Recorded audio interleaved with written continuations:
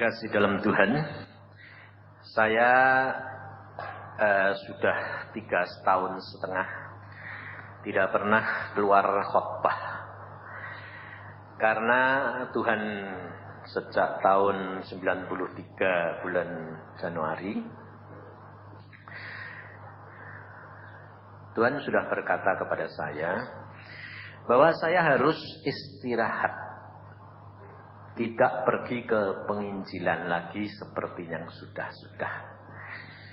Sudah kerja 15 tahun, Tuhan berkata, sekarang kamu duduk diam di bawah kakiku setiap hari 5-6 jam. Kemudian saya berkata, loh kok aneh Tuhan, malah justru permintaan banyak, kok malah suruh berhenti. Sampai orang-orang berkata, sesat tuh, mana ada berhenti nginjil. Alkitab berkata, Injil, beritakan Injil sampai akhir zaman. Jadi akhirnya sampai akhir zaman buat saya apa? Mati. Nah ini kok berhenti? Kalau ada orang berkata begitu, hamba Tuhan pun berkata begitu, saya tidak sakit hati, saudara. Kenapa? Saya malah ketawa, saya bilang gini, kok kamu yang gak ngalami? Sing ngalami aja gak bisa terima kok. Orang lain ngomong gitu kok saya sakit hati, diejek, saya sendiri bantah-bantahan sama Tuhan Yesus kok. Waktu dia bilang begitu, saya bilang, yang benar dong Tuhan. Itu gak cocok sama Alkitab, sama firman-Mu. Tuhan bilang, siapa yang suruh kamu berhenti? Nah tadi tidak nginjil seperti yang dulu. Pindah profesi. Kalau dulu kamu khotbah, sekarang duduk diam berdoa. Menghadap kepadaku tiap hari. Terus nanti aku bilang, ini doain. Nah kalau engkau tidak ngomong doain, ya lu wis duduk diam. Jangan ngelayap dewek. Ya sudahlah. Nah, ini manusia, saudara. Dulu kalau nginjil kan dapat berkat, betul enggak? Loh, tambah dipanggil banyak, tambah berkatnya tambah banyak. Loh, sing bener, betul enggak? Sekarang kalau berhenti, sing ngasih berkat siapa? Sebab manusia itu biasa.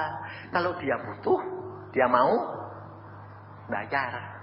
Dia enggak butuh, mau bayar enggak? Hah? Enggak dong? Ya itu kamu. Makanya saudara, kita itu jangan hidup dengan cara dunia ini. Karena apa? Engkau dan saya sudah masuk di dalam hidup menjadi milik Tuhan. Kalau kamu nyanyi sampai saya tuh terharu. Terharunya apa? Aduh Tuhan, datanglah penuhi lingkupi. Waduh, aku bilang, mbok gitu, mbok sing temenanan gitu loh. Sebab orang yang bilang begitu itu berarti hidupnya diserahkan kepada Tuhan.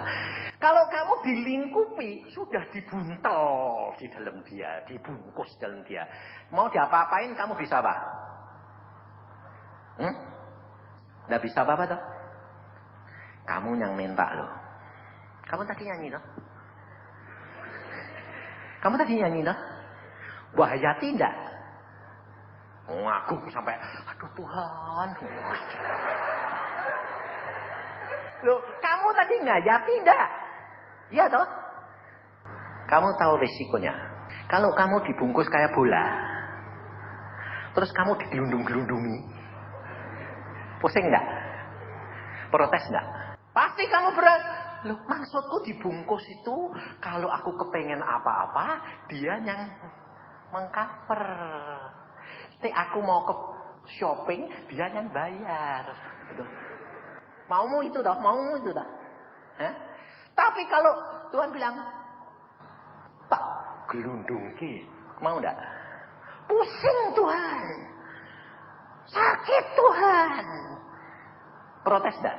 Kira-kira kalau protes, kamu Ya wis kasihan gitu. Apa malah tambah digelundung-gelundungnya?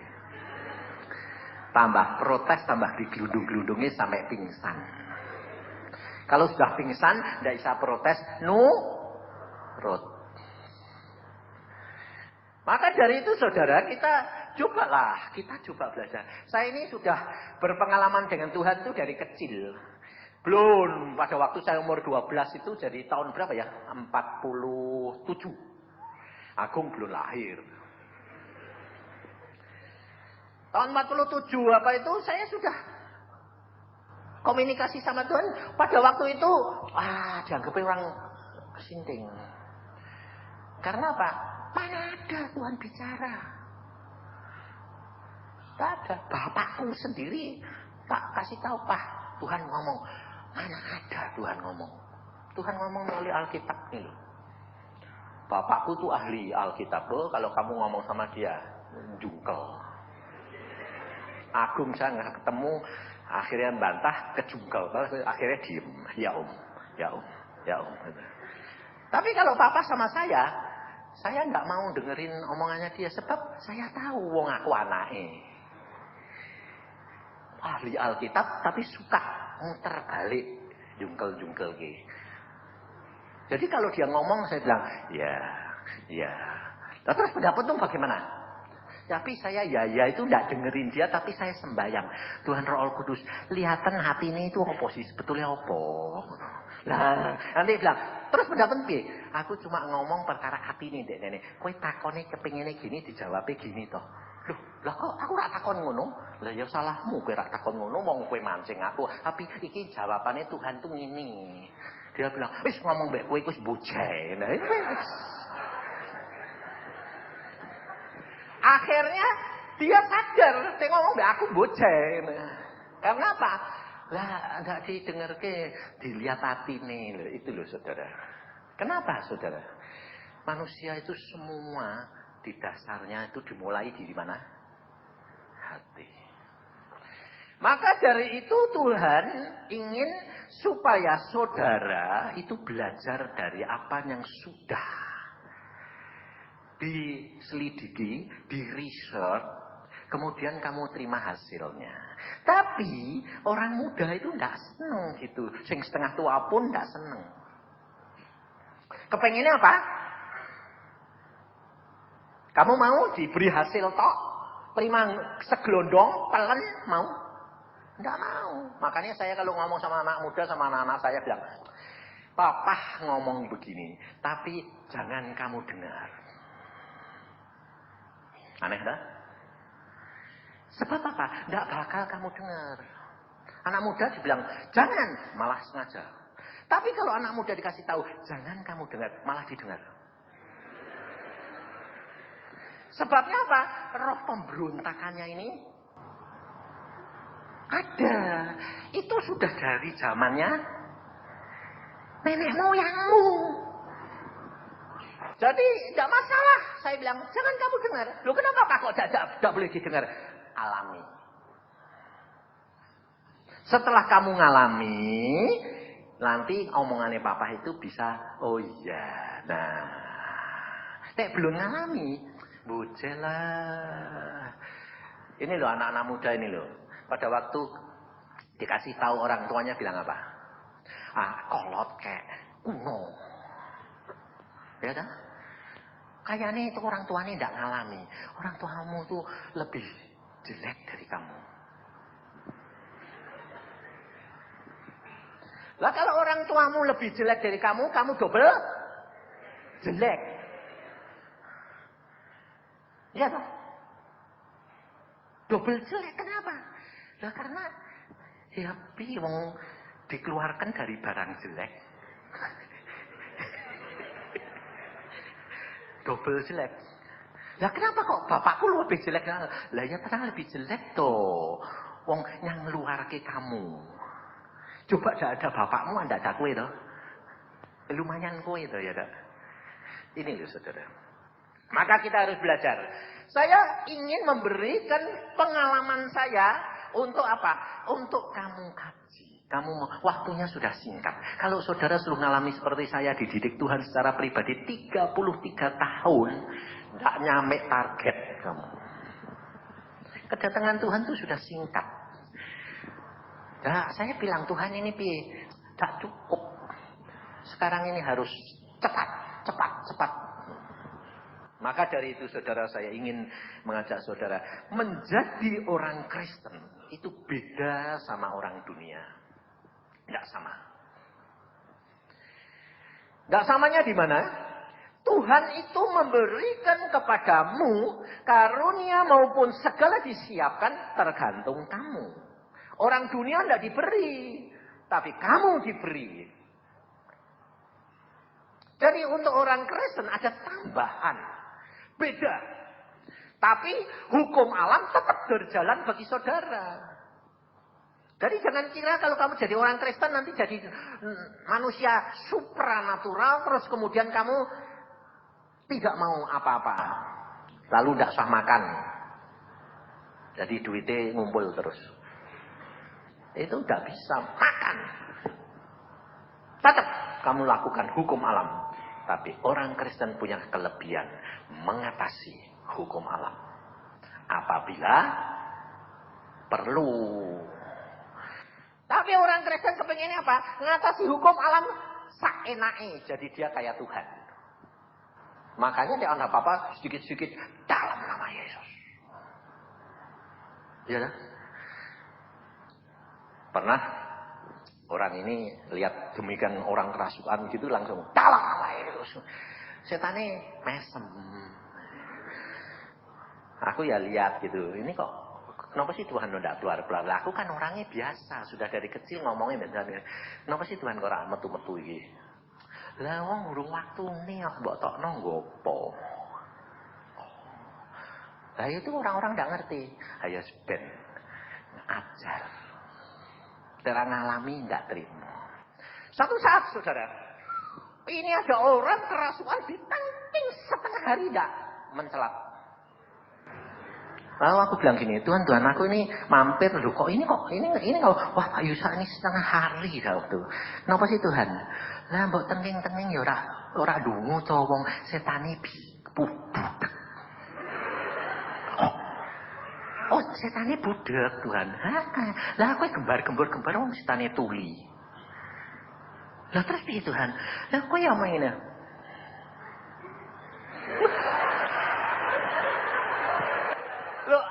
Bilang, loh kok aneh-aneh sih Tuhan? Kok ya ana roh sing budek barang itu? Lah kenapa manusia itu ada yang dilahirkan tuli? Itu kan karena dosa. Semua itu roh yang aneh-aneh itu ada. Oh, apa yang di dunia ada itu ada. Itu dimulai di dalam roh. Jadi saya datang cuma, lah wis waktune Tuhan wis.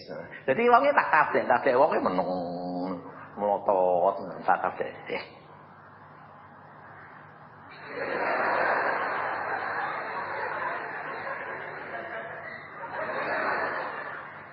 Lho kok iku apa Pak Yusa? Lah setane budek. Terus langsung wah sadar. Lho kok mau apa? Lah tak tahu enggak dengar apa-apa. Lah ditutup ya setan budek dikuasai setan budek. Lha itu dia saudara. Saya kok gak ngalami itu. Masuk si Pak ya. Mau tak mono. Kita itu kerangkali tidak ngalami dewek itu loh saudara, tidak percaya. Aku dulu yang ngono. Karunia ini tidak. Oh Tuhan ngomong be aku bahasa kadang-kadang ngoko bahasa Jawa. Aku udah ngomong be Tuhan, lah kowe iku piye sih Tuhan lho? Kadang kurang ajar kan. Tuhan kok dikoakui. Aku bilang lho lah aku ndak sadar, aku ndek bapakku yang ngono. Kowe iku piye sih Pak? Ngono lho aku mbek bapakku ya gitu kok. Kok kowe mbek bapakmu ya kuakui? Iya. Jadi ndak sadar sebab aku mbek Tuhan itu aku anaknya kok. Biarpun belakangan ini Tuhan ngomong gini. Tuhan, aku iki piye sih Tuhan? Terus Tuhan ngasih penglihatan saya. Tuhan itu duduk di tahtanya ngono pakai pakaian putih. Ada anjing kecil.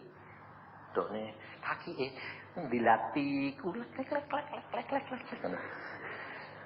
Terus aku ini ya, Tuhan gak ngomong. Tuhan ini coba, kaki begini. Seneng gitu loh. Aku yang ngerti. Oh ya ngerti-ngertilah. Iku aku. Loh saudara, kamu kalau dikatai anjing, kamu tersinggung gak? Hah? Kamu kalau dikatai anjing kesinggung gak? Singgung lah. Tapi kalau kamu lihat Tuhan Yesus, aku malah seneng. Lumayan jadi asumu. Tapi disayang-sayang. Tuhan bilang, aku seneng gitu loh. Karena kenapa sih Tuhan? Aku kok mbok kasih mbok katakan kaya anjing kecil ngono. Tuhan bilang, "Lah kowe itu di dalam dirimu itu yang baik itu apa?" Wong, kowe itu kan ngerti anjingku. Kowe deket aku toh, ya. Tapi kayak kowe jalan mbek aku, terus kowe waktu muda lho. Jangan mbok anggap Pak Yusak sampai sekarang ya gitu kurang ajar, ada boleh. Ini wis tuwa sakne. Jadi waktu muda, kowe jalan mbek aku, ya tak gandeng. Tapi dek, lihat orang perempuan motomu gitu ndak? Iya, persis apa? Ya asu to, asu kowe enggak ada ngasu, coba asu lanang digandeng, engko nek ana asu wedok gak kruncalan mlayu. Lah ini loh saudara, saya itu kerap kali tidak menyadari siapa saya yang sebenarnya. Kita harus menyadari siapa engkau, siapa Allahmu. Karena dengan engkau menyadari keberadaanmu dan keberadaan dia, engkau akan takut akan dia dan kamu akan hidup penuh penyerahan kepada dia dan percaya apapun yang dia lakukan adalah Allah yang luar biasa dan penuh kasih. Itu yang penting, saudara. Tapi tanpa engkau berpengalaman dengan dia, engkau tidak akan mengenal dia secara pribadi. Makanya kalau belum ngalami, saya bilang, kalau belum ngalami, sudahlah. Kamu mau konseling orang lain bilang, tidak apa-apa. Ya tidak apa-apa kamu yang tidak ngalami. Tapi coba kamu ngalami sendiri. Tapi kalau kamu sudah mengalami, kamu bisa berkata, Allahmu luar biasa. Dia tahu kalau engkau dibiarkan karena Tuhan mau supaya engkau mengenal siapa dirimu dan siapa Tuhan. Coba kita lihat di dalam Mazmur pasal yang ke-66 ayat yang ke-10. Mazmur 66 ayat 10. Sebab engkau telah menguji kami ya Allah, telah memurnikan kami seperti orang memurnikan perak. Engkau telah membawa kami ke dalam jaring, mengenakan beban pada pinggang kami. Engkau telah membiarkan orang-orang melintasi kepala kami. Kami telah menempuh api dan air. Tetapi engkau telah mengeluarkan kami sehingga bebas. Saudara? Kalau engkau dan saya menjadi anak-anak Tuhan yang membawa kita ke dalam jaring, melalui api, melalui air, bahkan dimurnikan seperti perak. Siapa? Tuhan. Sengaja engkau dimasukkan dalam jaring. Sengaja engkau tertangkap. Sengaja membiarkan orang-orang melintasi kepalamu, kata Tuhan. Firman Tuhan. Diinjak-injak, dihina. Siapa? Tuhan. Mengapa dia membiarkan hal itu terjadi? Karena ingin mendidik engkau dan saya. Supaya engkau mengenal kepribadianmu. Supaya engkau mengenal kepribadian dia. Tanpa penderitaan. Tanpa kamu masuk dalam kesesakan. Tanpa kamu masuk di dalam air dan api. Kau tidak akan mengenal mujizat dan kuasa Allah. Bulan-bulan yang lalu saya sakit, saudara. Sakit saya aneh.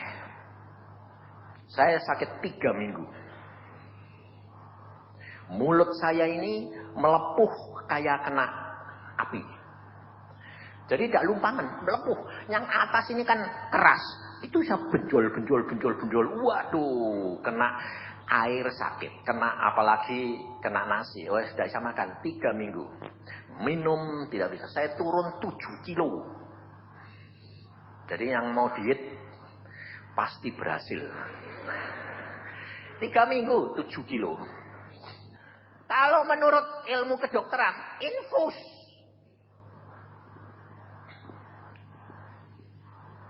Saya berdoa.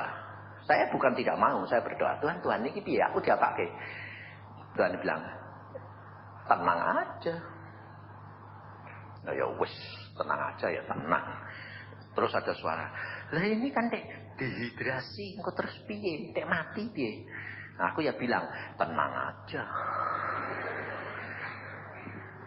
Sebab Alkitab berkata, mati adalah keuntungan.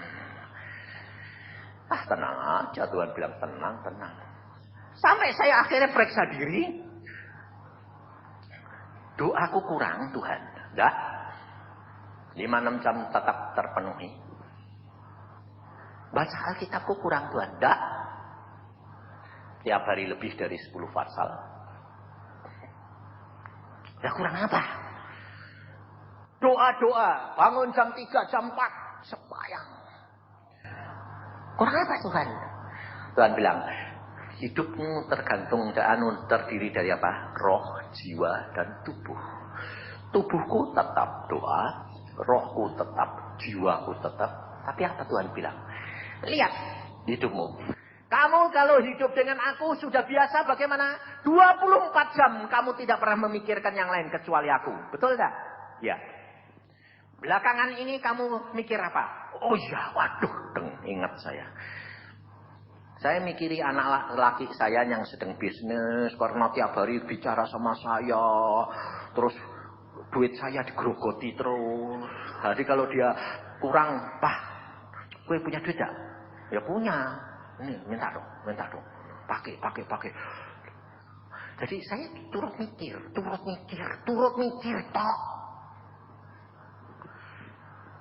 Sehingga akhirnya saya agak khawatir sedikit. Kalau gini piye? Setan nyerang. Lalu hamba Tuhan, adik saya mendapat penglihatan. Ada naga. Nyembur mulut saya dengan api. Pantesan melepuh semua. Wah.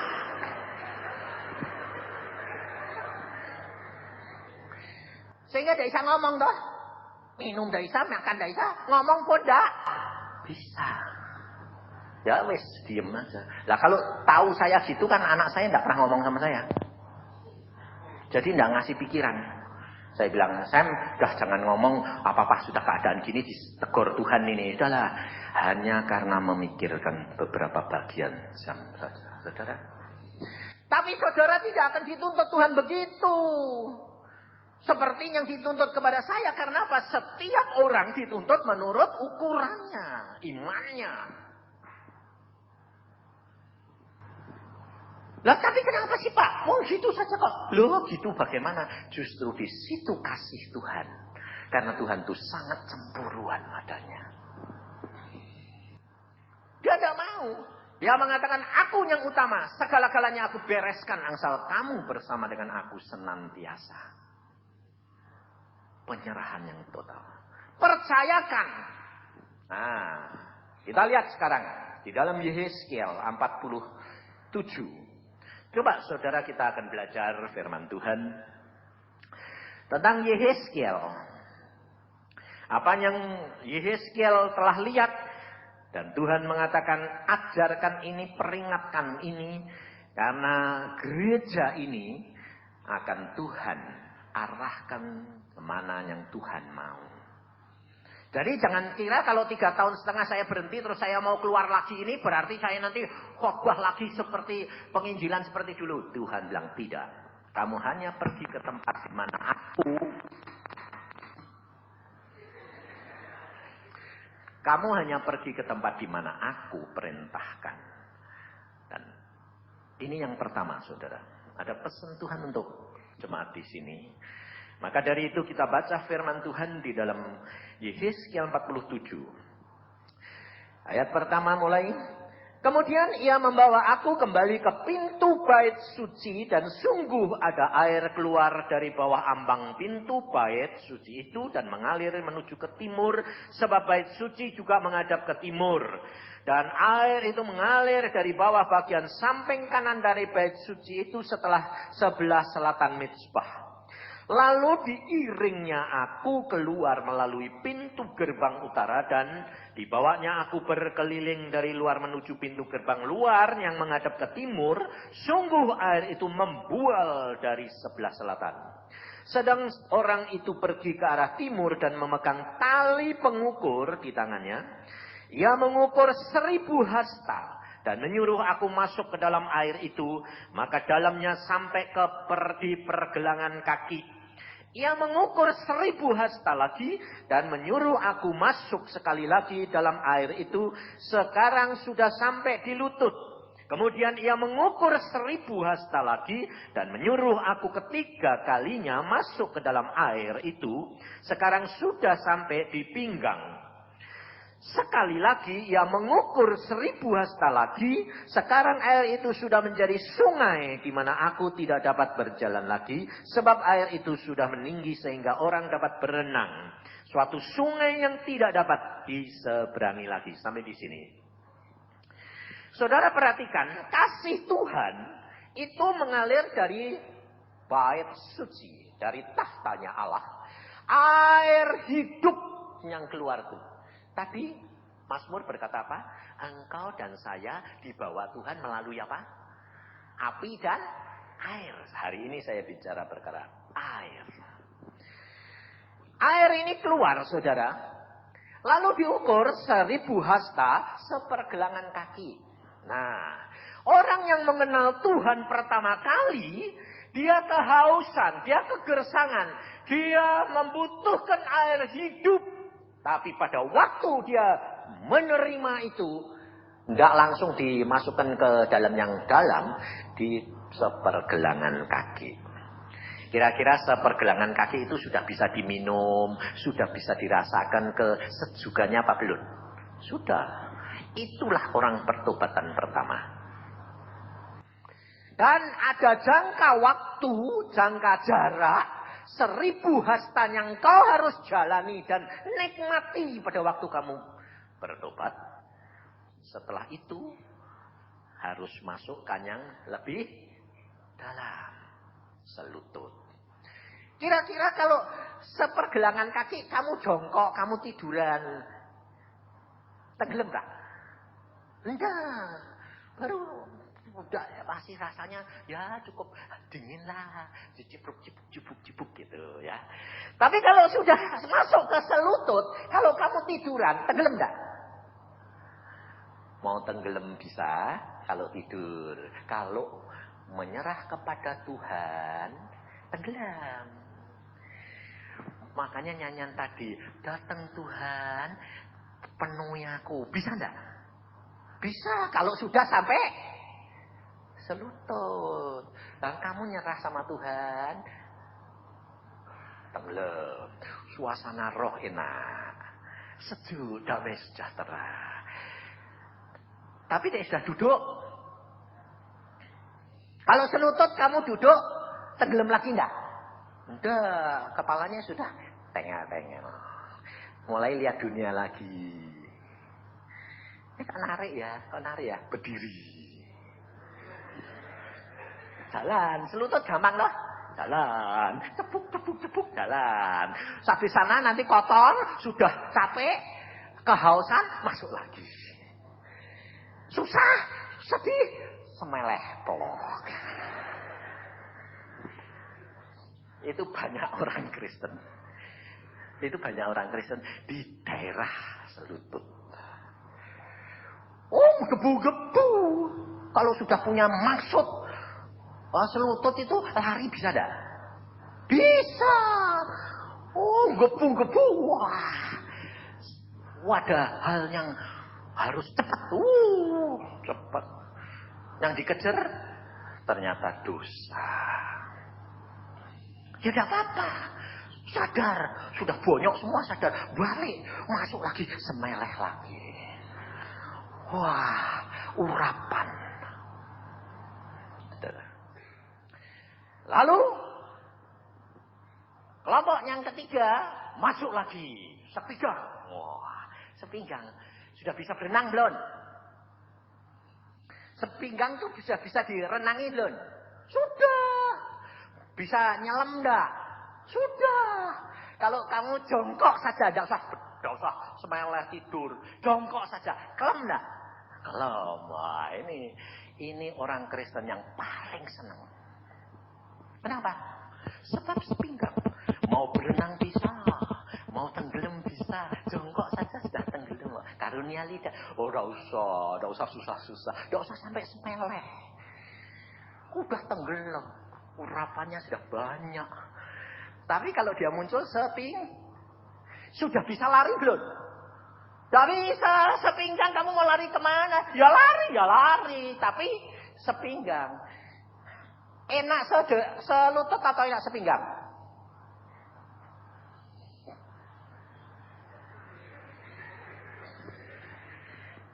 Enak mana? Untuk orang dunia enak selutut. Untuk orang Kristen yang sudah lumayan enak sepinggang. Sebab apa? Sebab kalau sepinggang itu pas setengah. 50% dunia, 50% surga. Kalau mau masuk dalam hadirat Allah, singgah. Tenggelam. Kalau mau lihat dunia, berdiri. Nikmati dunia. Iya. Tangannya saya sakini. Meskipun kakinya Kristen.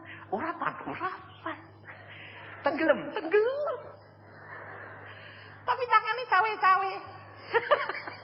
Matanya api ya. Itu orang Kristen yang paling senang. Saudara di mana? Boro-boro setengah, selututnya lumayan, Pak. Tapi saya percaya orang di sini banyak yang setengah. Sudah sepinggang. Sebab saya merasakan tadi pujiannya, penyembahnya. Saya tahu, wah lumayan ya Tuhan, lumayan sepinggang.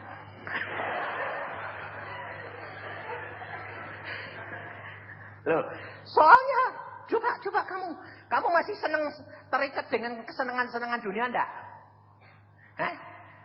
Masih enggak? Masih toh. Kalau kamu sudah masuk lagi ke tempat yang dalam, kakimu ngijak dasar enggak? Enggak. Kamu hanya bisa renang, minggir, atau tetap di tengah, tenggelam. Udah bukan kehendakmu lagi. Kowe mau kehendakmu. Capean terus. Berenang terus. Lama-lamanya belum. Kelem. Nggak bisa menjejak bumi ini, nggak bisa. Nah ini saudara. Kalau kamu sudah masuk ke tempat yang dalam, keinginan-keinginan duniamu sudah tidak ada lagi. Kenapa? Tidak sempat. Di tengah sungai yang dalam, kamu melongok sebentar, capek. Lagi. Tadi daripada capek-capek, tidak usah ngurusi. Hidup di dalam kesegaran dengan Tuhan aja. Ternyata itu saya alami. Ternyata kok nikmat, saudara. Kenapa? Lah orang suruh habis nginjil kemana-mana, sudah dikenal, semua orang ketemu Pak Yusa. Waduh. Karena mana-mana Pak Yusa, kalau dipanggil orang, mau tidur di mana Pak? Di hotel, gak berani dia ngasih saya hotel bintang 1. Bintangnya 5. Sampai ada orang di Jakarta itu darah menteng. Saking dia mendapatkan mujizat melalui Tuhan bicara melalui saya sampaikan. Dia beli rumah seharganya sak miliar khusus dibandani kaya hotel dikasih ke saya. Suruh nempati. Pak kalau ke Jakarta ini tempat Anda.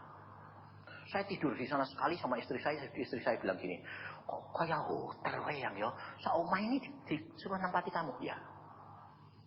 Tapi malam itu pagi-pagi, wah semua disediain, jus apa, makan sak meja, wah Terus Tuhan bilang, Yusa. Apa Tuhan? Aku tidak suka kamu di sini. Loh, kok tidak suka ya tidak apa-apa lah. Dan ya kamu mulai sentak, Yusa. Bayangin saudara, persis kayak anjing itu.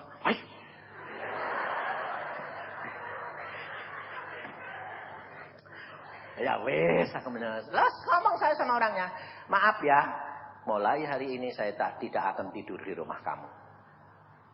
Kenapa Pak? Kan gini. Lalu saya bilang, habis kamu terlalu manjain saya, lalu Tuhan cemburu. Kamu bikin jerat buat saya, ya tidak boleh malah. Tidak tahu. Saya bilang, ya sudah, tidak boleh, tidak apa-apa. Sebabnya apa? Daripada tidak nurut, lebih tidak enak. Tidak nurut, enak. Sebabnya apa saudara? Kalau saudara sudah masuk di dalam tempat yang dalam, apa yang disediakan Tuhan? Semuanya. Semuanya. Coba lihat di dalam ayat selanjutnya. Supaya saudara nanti tahu. Ayat 6. Lalu ia berkata kepadaku, sudahkah engkau lihat hai anak manusia? Kemudian ia membawa aku kembali menyusur tepi sungai. Ini kembali bukan kembali ke bait Allah. Terus nyusur terus dia. Dalam perjalanan pulang, sungguh sepanjang tepi sungai itu ada amat banyak pohon di sebelah sini dan di sebelah sana. Ia berkata kepadaku, sungai ini mengalir menuju wilayah timur dan menurun ke arah Yordan dan bermuara di Laut Asin. Air yang mengandung banyak garam dan air itu menjadi tawar sehingga kemana saja sungai itu mengalir, segala makhluk hidup yang berkeriapan di sana akan hidup. Ikan-ikan akan menjadi sangat banyak sebab kemana saja air itu sampai, air laut di situ menjadi tawar. Dan kemana saja sungai itu mengalir, semuanya di sana hidup. Maka penangkap-penangkap ikan akan penuh sepanjang iklim. Daerah itu menjadi penjemuran pukat dan di sungai itu ada berjenis-jenis ikan seperti ikan-ikan di laut besar, sangat banyak. Tetapi rawa-rawanya dan paya-payanya tidak menjadi tawar. Itu menjadi tempat mengambil garam. Pada kedua tepi sungai itu tumbuh bermacam-macam pohon buah-buahan yang daunnya tidak layu dan buahnya tidak habis-habis. Tiap bulan ada lagi buahnya yang baru. Sebab pohon itu mendapat air dari tempat kudus itu. Buahnya menjadi makanan dan daunnya menjadi obat. Saudara, ikan-ikan besar adanya di tempat yang dalam atau di tempat yang sepinggang? Hah? Dalam. Kalau yang selutut kira-kira ada enggak? Ada, kecil-kecil. Ikan pari itu loh. Nah, sekarang kita kerap kali saudara tidak menyadari bahwa Tuhan itu ingin supaya hidupmu itu berjalan menurut Dia. Dan ia akan menetapkan kalau engkau sudah diuji, sudah dimurnikan, sudah dijalankan melalui api dan air. Kamu harus ada di dalam tempat yang dalam. Karena apa? Semuanya tersedia bagi dia. Saya baru ngalami 3,5 tahun. Saya tidak pergi penginjilan, saya tidak pergi kemana-mana. Saya duduk diam di rumah berdoa. Kalau pergi kadang-kadang nyambangi anak ke Bekasi, kemana boleh, jalan-jalan, kemana. 3,5 tahun saya tidak pernah kekurangan. Buah maupun apa semua tersedia. Alkitab berkata, kamu semuanya sudah disediakan, ikan-ikan besar sekalipun, kamu tinggal menikmati. Dan ternyata berkat yang saya terima saudara, lebih daripada saya pada waktu menginjil. Sampai saya bengong. Loh kok bisa gitu Tuhan? Kalau kamu tidak ngalami, kamu tidak akan mengerti. Makanya aku bilang, Pak, ini waktunya sudah sampai belum? Udah, saya bilang, nanti saya akan ngomong di gerejamu karena Tuhan mau punya rencana, saya bilang.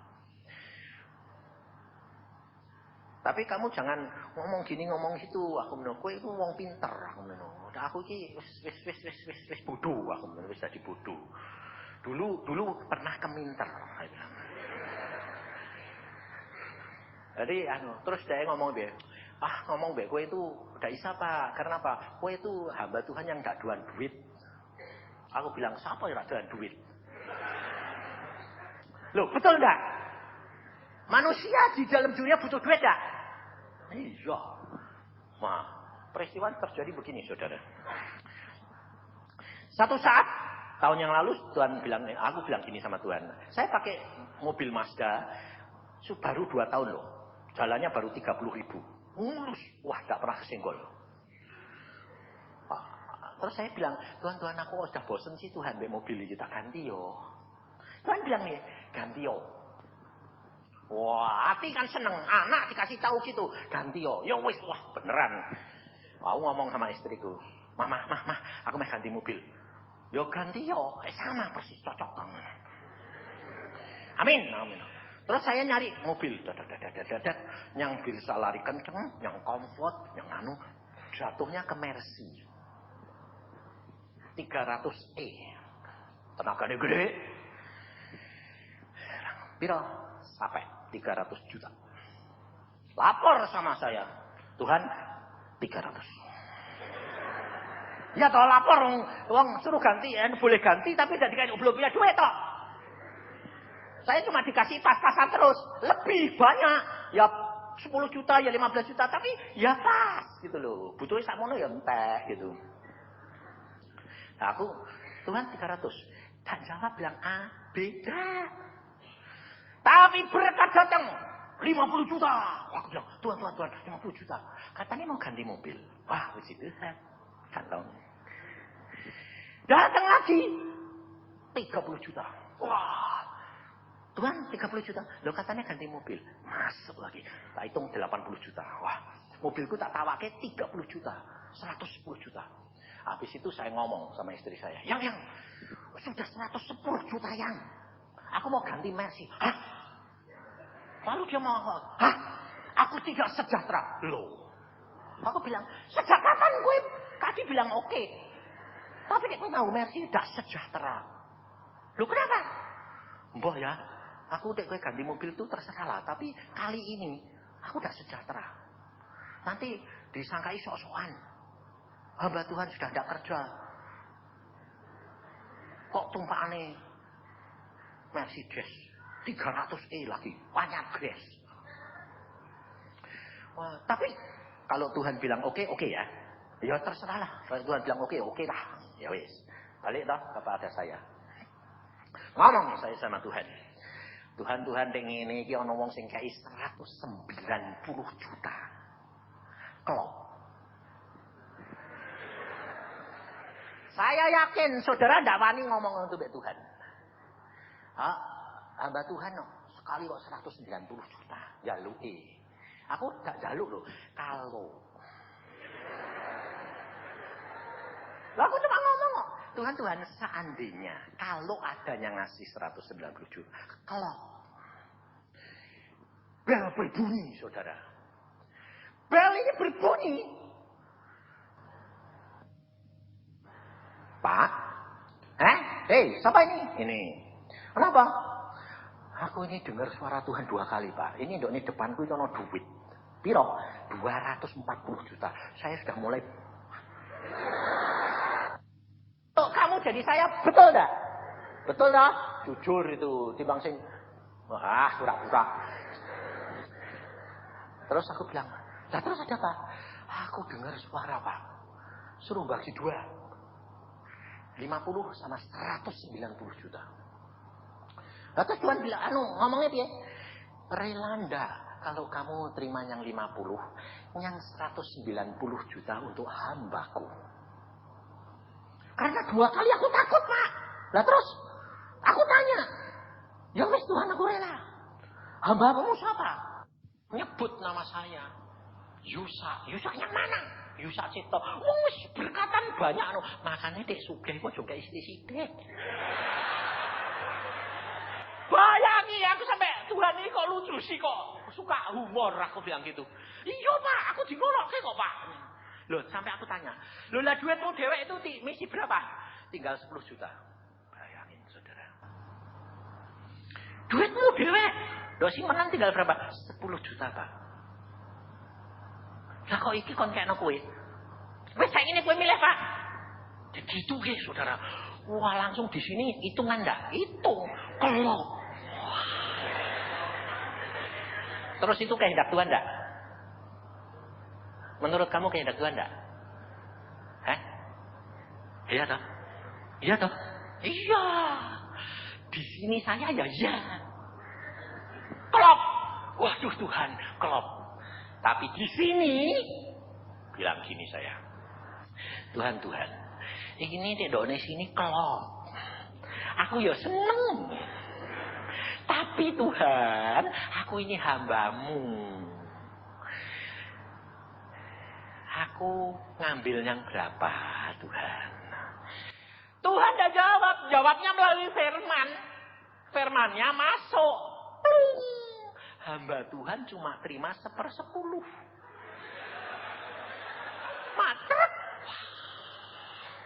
Aku tanya, loh kok iso 50 ambek 190 ini piye? 50 itu 20%. Oh, jadi aku cuma terima selawe Tuhan. 25. Iya. Ya wes, ya wes. Yang 190 ambil kembali, yang 25 yang 50 kirim saya, tapi saya cuma ambil 25, yang 25 disuruh memberikan hamba-hamba Tuhan. Orangnya bilang, wah, puji Tuhan, aku lulus ya Pak. Duitnya dewek. Bayangin saudara. Habis itu terus saya bilang, oke Tuhan, saya tahu bahwa saya tidak boleh pakai Mercy. Saya bilang, aku beli apa Tuhan? Kowe beli galon. Karena aku tahu kowe seneng melaku banter, seneng strike. Nah, jadi itu cocok buat kamu. Aku bilang, ya wes. Aku bilang, oke Tuhan. Tuhan bilang apa? Baru semua itu terjadi, baru Tuhan ngomong jelas sama saya. Itu baru hambaku. Bayangin saudara. Aduh rasanya dia itu gini. Aku bangga punya hamba kayak kamu. Nangis saya. Ya Tuhan, kok kacawakiku toh. Aku ini sudah tahu bahwa aku ini anjing, ora berani. Tapi kok mau uji. Saudara, Alkitab berkata, ujian demi ujian untuk menaikkan tingkat yang lebih, memurnikan kita.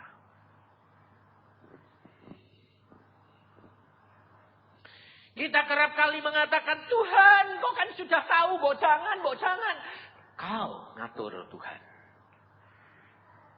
Bukan Tuhan yang ngatur kamu.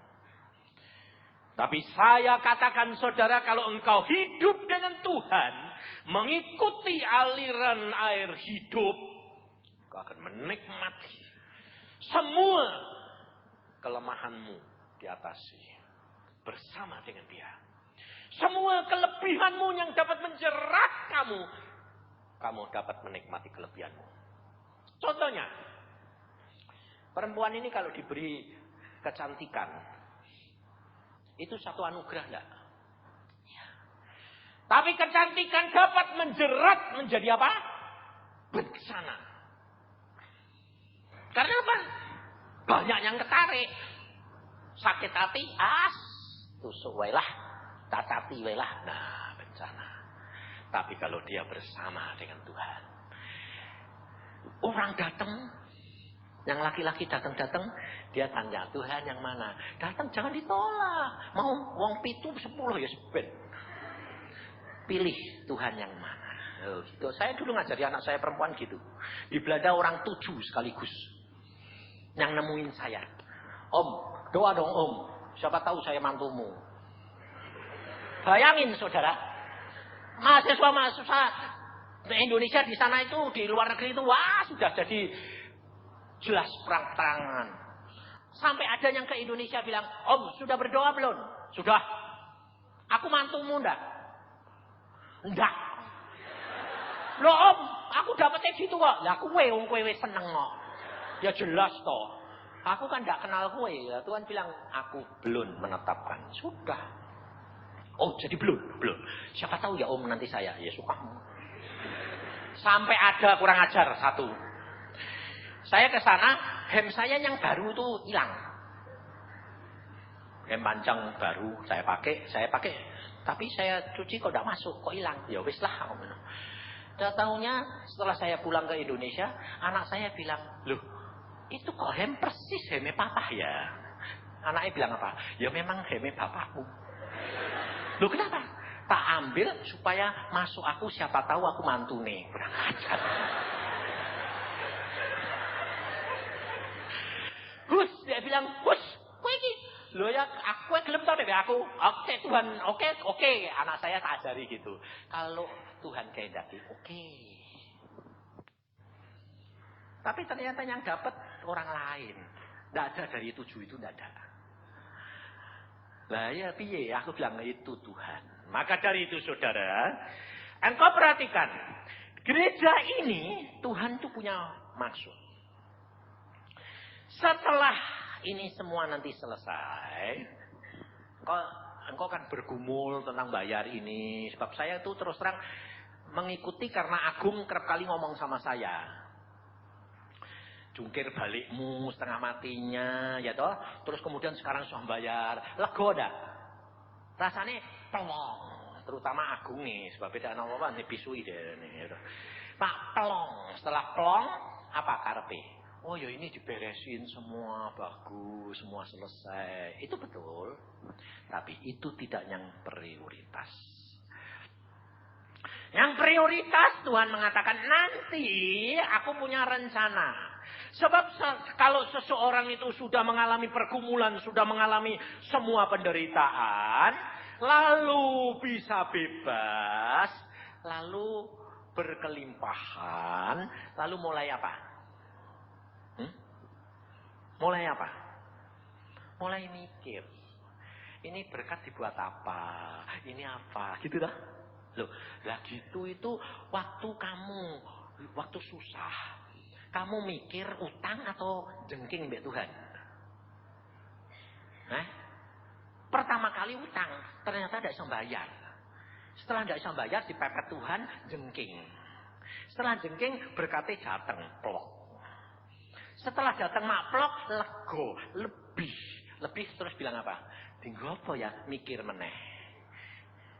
Ingat saudara, hati-hati.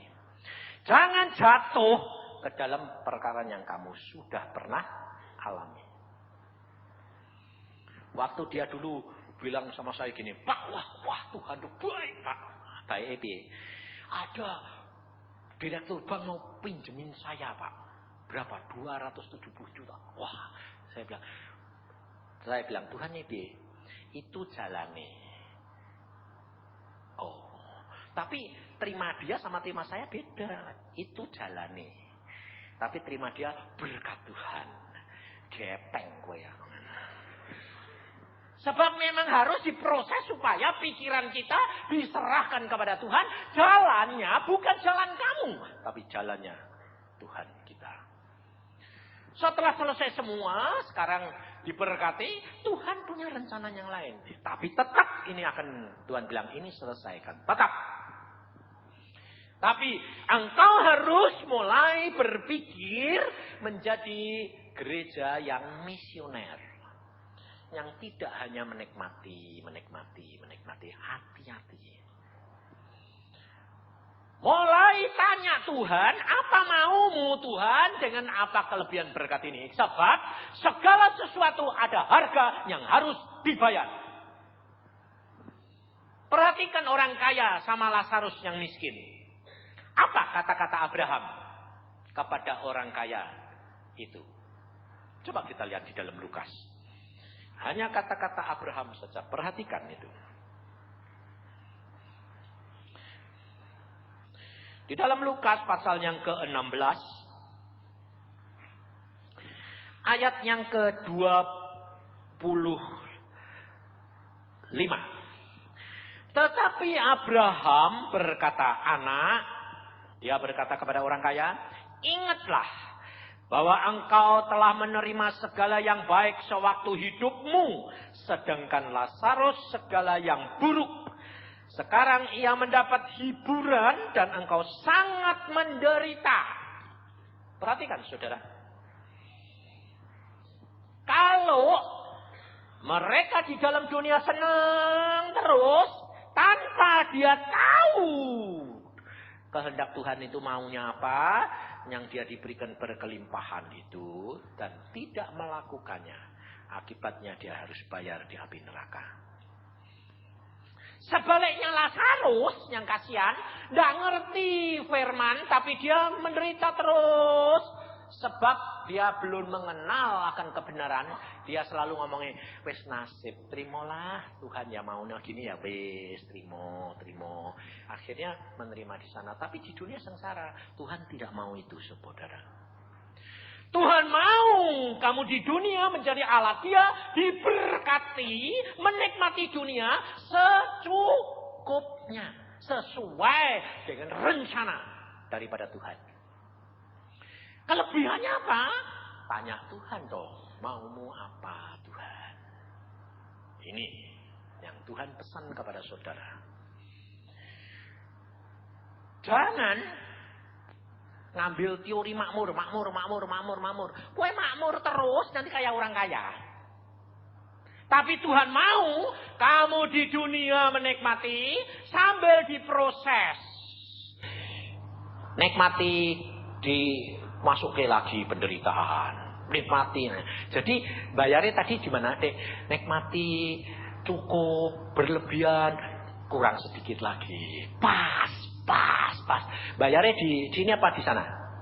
Di dunia sudah dibayar. Kamu di sana tinggal menikmati segala-galanya karena kamu sudah menyenangkan hatinya Tuhan. Ini saya dididik sama Tuhan itu tanpa ngerti, saudara. Saya dididik Tuhan lebih banyak melalui pengalaman dulu baru firman. Kalau Agung firman dulu. Pengalamannya karena pinter deh. Makanya aku tak pikir-pikir, wis Tuhan, di hadapanmu lebih baik jadi orang bodoh, tapi di hadapan manusia tapi pintar. Sebab keminter ambek Tuhan. Wah, sugi. Aku dulu gitu soalnya. Gak ada orang model kayak saya. Saya dari bodoh dijadikan pintar, setelah pintar kurang ajar ambek Tuhan luar biasa. Kalau saya sudah mikir, menurut firmanmu gini, aku mau begini. Tuhan bilang, aku tidak mau. Tuh, itu cocok dengan firmanmu. Ayo biarin, aku tidak mau. Nah, aku tidak mau, tidak apa-apa, aku mau. Terus Tuhan akhir bilang, ya wes, coba kuat-kuatan. Kuat aku, pak kuat kue. Nah, kalau Tuhan sudah ngomong gitu, tuh langsung saya menyerah. Enggak. Saya tetap jalani. Saya nekat. Makanya saya itu orang yang gila-gilaan. Saya dulu dilarang judi, saya bilang, enggak, aku senang kok. Bayangin, Tuhan bilang, aku enggak suka. Ya ben kue, aku suka. Terus Tuhan habiskan saya, belas. Setelah habis Tuhan ngomong gini, ini di tempat judi loh saudara. Ngomong-ngomong ya Tuhan. Tuhan bilang, rasain lu. Sekarang kalau sudah habis gini, mau apa kowe? Bayar restoran, bayar ayahmu di sana sedang makan, kamu traktir, kamu ndak beli, tinggal cepetun. Mana kowe? Kowe nanti rasain dimaki-maki, dimalukan orang sana. Tuhan. Iya, makanya aku bilang aku ndak suka. Jadi karena apa? Aku tahu bahwa kamu tidak akan baik. Saudara tahu? Saya nangis di tempat judi. Istri saya datang, yang menangis. Wong sudah sadar gitu, istrinya datang, yang tak sentak malam. Itu laki-laki. Jadi kalau istri disentak itu biasa. Kalau isih pacaran baik, ya apa? Jadi istri ini yang baik. Itu biasa. Makanya istri-istri itu jangan sakit hati. Sebab apa? Sebab sudah terlanjur deket, jadi dituntut supaya ngerti. Orang ngerti aku, wis kalah om. Saudara, akhirnya saya bertobat, saya minta ampun, Mbak. Tapi ini tak kasih tahu, tapi jangan niru. Tak boleh. Sebab pengalaman saya belum tentu pengalaman kamu. Karena apa? Kamu tidak sepeka saya, dituntut seperti saya. Saya bilang, ya sudah Tuhan ampunilah. Cuma aku iki kayak duit dong Tuhan. Mbah bayar itu loh. Kok wis bar bayar kabeh cukup wis lah. Aku kapok bener. Aku bilang itu. Wes tobat tenan? Ya. Ya bener aku bilang. Terus istri saya, yang piye ini bayare? Tinggal sepeh. Main bayar piye? Digo parkir tok. Lho lah orang 15 mangan lho restoran iki entek pirang atus piye yang? Ya mboh aku bilang. Aku meneng ae ta. Aku agak ngomong mbek Tuhan. Loh, Tuhan mbok ajak apa? Tak ajak jubi. Bukan gedeng. Itu melanggar Alkitab. Wis to meneng ae to yang aku iki wis susah iki kok bingung aku nih. Terus ya Tuhan, ampuni si Tuhan. Aku ini di depan Rolex ini. Tuhan itu tidak seperti kamu. Tuhan ngomong gini, ayo tak kowe ngono lho, aku tidak sayang kowe ngono lho. Wis tak perles. Lah terus piye Tuhan iki? Wis kono pasang nomor 10. Bayangin saudara sampe melongo aku. Hah? Makanya saya bilang jangan niru. Belum tentu kowe. Bodol kowe ngene ngono aku. Aku ngalami mbek Tuhan tuh aneh-aneh. Saya bilang, oh, duit cepek ini tak pasang. Istriku bilang, yang gak bisa bayar parkir. Mobilnya gak bisa dijimok loh. Aku bilang, wis toh meneng ae. Letak aku terus gini. Wah, pasti deh. Nah, sing ngomong sing duwe langit bumi kok. Muter masuk 36. Letak 10. 36 kali toh. Wah, 3.600. Nah, istri saya bilang, iki lumayan toh yang dinggungku ditambah-tambah. Kok setahun ae. Pengen ae ta. Lho, wis toh yang. Tak sentak lagi. Blok. Aku meni ngerayu, Tuhan sekali lagi sepisan. Wes sudah gak lengene sepisan wae. Meneng aku. Ngomong lagi. Wis kono pasang nomor 12.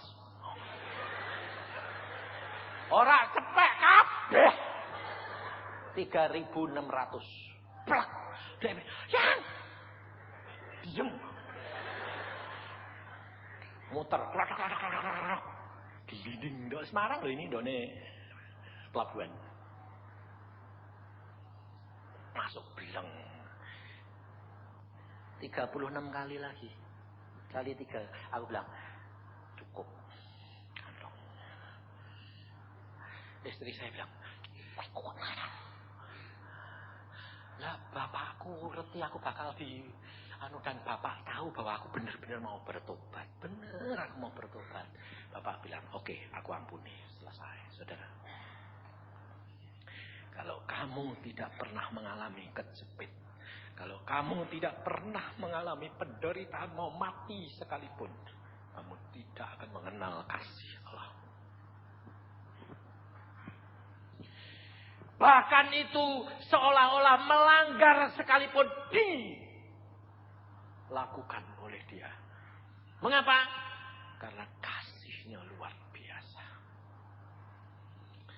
Maka kalau Tuhan Yesus itu diserahkan, engkau tahu dia itu yang berkuasa di dunia dan di surga. Mengapa kamu kurang percaya? Mengapa kamu tidak ikuti aliran itu? Maumu apa Tuhan? Maka saya selalu pesan, biasakan saudara tanya Tuhan Yesus, Tuhan maumu apa? Engkau sudah memberi aku banyak, baik berkat, baik kecantikan, baik kegagahan, baik kesehatan. Maumu apa Tuhan? Kalau engkau diberkati lebih, kamu berkata, maumu apa Tuhan? Karena ini bukan milikku, ini milikmu. Maka engkau akan menikmati, dilindungi dari segala perkara. Dia beritahukan kepadamu apa yang akan terjadi. Bukan berarti kalau Tuhan mengatakan kamu harus mulai sekarang. Kalau kamu sudah berkelimpahan, kamu menjadi gereja yang misioner. Bukan berarti terus nanti agung. Wah, berarti aku mesti pergi terus ya. Mesti nginjil keluar. Lalu domba-dombanya ini dibiarin keleleran. Tak boleh. Tak bisa. Saudara menjadi domba-domba harus dapat mendoakan dan mengecek gembala. Sebab dia manusia. Kalau engkau mendapatkan apa-apa dari Tuhan, beritahukan. Pak, aku dapat ini. Coba digumulin, Pak. Coba didoakan benar, enggak. Saudara. Supaya engkau berjalan menjadi berkat buat orang lain. Kalau engkau menjadi berkat buat orang lain, engkau pasti akan diberkati. Karena itu ekonomi Tuhan. Beri, maka kamu akan diberi. Saya tidak pernah kekurangan karena apa? Setiap kali saya terima, saya bilang, Tuhan untuk siapa? Tuhan bilang salurkan, salurin. Kalau Tuhan bilang kantongi, tak kantongi. Selalu berlebihan, cukup ya. Butuh banyak dikasih banyak, butuh sedikit dikasih sedikit, tapi tidak pernah kurang. Mau apa boleh. Saya tinggal ngomong. Saya kalau mau pergi ke luar negeri, saya bilang Tuhan aku tak jalan-jalan ya. Ya. Bayangin tahun 86 itu uang 14 juta itu gede, saudara. Saya tidak punya duit selengan di bank itu 1 sen dulu itu tidak ada. Anak-anak bilang, Pak mau luar negeri Pak, yuk. Kalau sembahyang, kalau Tuhan oke. Saya bilang Tuhan ini anak-anak pengen ke luar negeri sebulan jalan-jalan ke seluruh Eropa. Boleh enggak? Tuhan bilang boleh. Tak hitung jumlahnya, wah butuh 10 juta lebih Tuhan. Enggak apa-apa. Tapi nanti aku sing ngatur. Aku bilang ke anak-anak, ngucap syukur. Pokoknya kamu sekolah selesai, bikin beres, semua nanti Tuhan sediakan. Piye carane? Gak ngerti. Jangan tanya be papa gak ngerti. Duitnya ya urung ono. Tapi pasti Pak, pasti. Saudara tahu? Dari orang dari Jakarta, tahu-tahu sore itu bilang gini. Tanahku itu 5 tahun udah payu-payu sih. Dia dengar kaset saya, dia bilang, coba tanahku lo payu lo, dengar kaset sendiri, ngomong cewek, coba omahku, tanahku tuh laku tuh lo, tak kasih ke payu sak perpuluhan nih. Asik ngomong gitu, bel berdering. Kau punya tanah di sini? Punya 80 juta, tidak laku, dijual 140 juta. Dibayar sama orangnya. Lalu dia melongo, ya aku tadi kok ngomong ngono. Wah ini berarti 14 juta Yusa ini. Langsung saya dibel. Yusa, kau butuh apa? Orang butuh apa? Ya orang mungkin. Ya orang mungkin apa? Lagi aku kan ngei duit kue kok piro 14 juta. Ya memang bener. Kenapa? Mes jalan-jalan ke Eropa pantesan. Bayangin. Kita tidak pernah ngerti jalannya Tuhan. Tapi kalau engkau ikuti, masuk dalam aliran air hidupnya, kau akan menikmatinya. Mari kita berdoa.